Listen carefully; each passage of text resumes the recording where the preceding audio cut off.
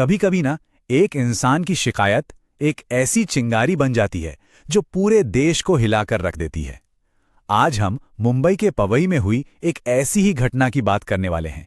एक ऐसी कहानी जिसने हर किसी को सोचने पे मजबूर कर दिया। तारीख थी 30 अक्टूबर 2025।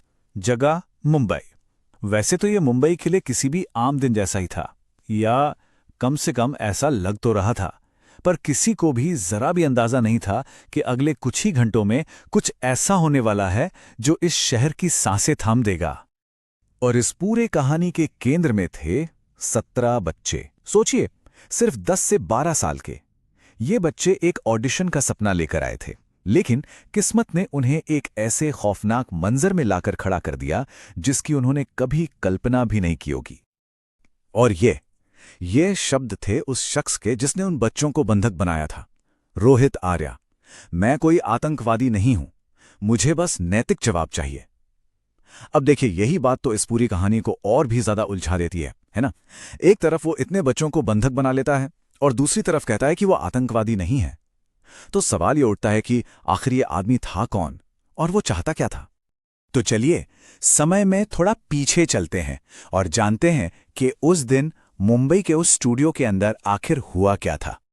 तो देखिए, मामला साफ था। ये एक हॉस्टेज सिचुएशन थी। जगह थी मुंबई के पवई इलाके का आरएस स्टूडियो, और बंधक बनाने वाला था रोहित आर्या, जिसके कब्जे में 17 बच्चे और 2 बड़े लोग थे। और ये ड्रामा, ये तनाव पूरे 3.5 घंटे तक चला। पुलिस को पहली कॉल आई दोपहर के लगभग 1:45 पर, और उसके बाद हर एक पल भारी था। एक एक मिनट गिनकर गुजर रहा था। आखिर में मुंबई पुलिस ने एक बड़ा रेस्क्यू ऑपरेशन लॉन्च किया, और सबसे बड़ी राहत की बात यह थी कि सभी 17 बच्चों को सही सलामत बाहर निकाल लिया गया। तो अब कहानी वापस घूम फिरकर उसी एक नाम पर आ जाती है, रोहित आर्य। ये आदमी आखिर था कौन? क्योंकि उसके पड़ोसी तो उसे एक उत्साही और शांत स्वभाव का इंसान बताते हैं। तो फिर ऐसा क्या हुआ कि एक शांत दिखने वाला इंसान इतना खतरनाक कदम उठा बैठा? असल में वो पुणे के कोथरूड इलाके का रहने वाला था। पहले उसका सरनेम हारोलीकर था, जिसे उसने बदलकर आर्य कर लिया था। उसने इन बच्चों को बुलाया कैसे? एक नकली ऑडिशन के बहाने कि एक वेब सीरीज बन रही है। और देखिए, उसके हाथ में जो हथियार थे वो कोई असली बंदूक नहीं थी, वो एक एयर गन और एक ज्वलनशील स्प्रे था। लेकिन दहशत फैलाने के लिए यह काफी था। तो फिर सवाल वही है, मकसद क्या था? वो ये सब कर क्यों रहा था? और जैसा कि कई कहानियों में होता है, इस कहानी की जड़ भी पैसों से जुड़ी थी। एक विवाद, एक शिकायत। रोहित का कहना था कि उसने सरकार के स्कूल एजुकेशन डिपार्टमेंट के लिए एक प्रोजेक्ट बनाया था जिसका नाम था स्वच्छता मॉनिटर। अब यह प्रोजेक्ट बेसिकली साफ सफाई को लेकर बच्चों में जागरूकता फैलाने के लिए था। और इसी प्रोजेक्ट के काम के बदले रोहित का दावा था कि सरकार को उसे पैसे देने हैं। कितने? पूरे 2 करोड़ रुपए। जी हां, 2 करोड़। जाहिर है यह बहुत बड़ी रकम है, और शायद यही उसकी पूरी फ्रस्ट्रेशन और गुस्से की असली वजह थी। पर देखिए, कहानी में एक पैच है। ये इतनी सीधी नहीं थी। एक तरफ रोहित था जो कह रहा था कि मेरे 2 करोड़ रुपए दो, और दूसरी तरफ था एजुकेशन डिपार्टमेंट। उनका कहना था कि भाई, रोहित के पास अपने दावे को साबित करने के लिए कोई पुख्ता कागजात ही नहीं है, हमारी तरफ से कोई पैसा बकाया नहीं है।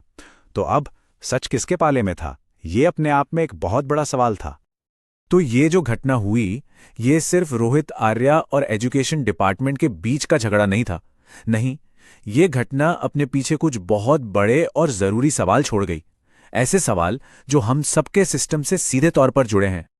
जरा सोचिए, इस एक घटना से कितनी सारी बातें सामने आती हैं। सबसे पहले तो बच्चों की सेफ्टी का सवाल। ये जो कास्टिंग कॉल जैसी चीजें होती हैं, ये कितनी सुरक्षित हैं? फिर सवाल उठता है सरकारी कामकाज में पारदर्शिता का, यानी ट्रांसपेरेंसी का। और शायद सबसे बड़ा सवाल कि जब किसी की शिकायत को अनसुना कर दिया जाता है, जब उसे लगता है कि सिस्टम में उसकी कोई सुनवाई ही नहीं है, तो वो इंसान हताशा में किस हद तक जा सकता है। और आखिर में ये पूरी कहानी हमें एक बहुत ही अहम सवाल के साथ छोड़ जाती है कि जब सिस्टम लोगों की आवाज सुनना बंद कर देता है, तो उसके नतीजे कितने खतरनाक, कितने भयानक हो सकते हैं। ये एक ऐसा सवाल है जिस पर शायद हम सबको सोचने की जरूरत है।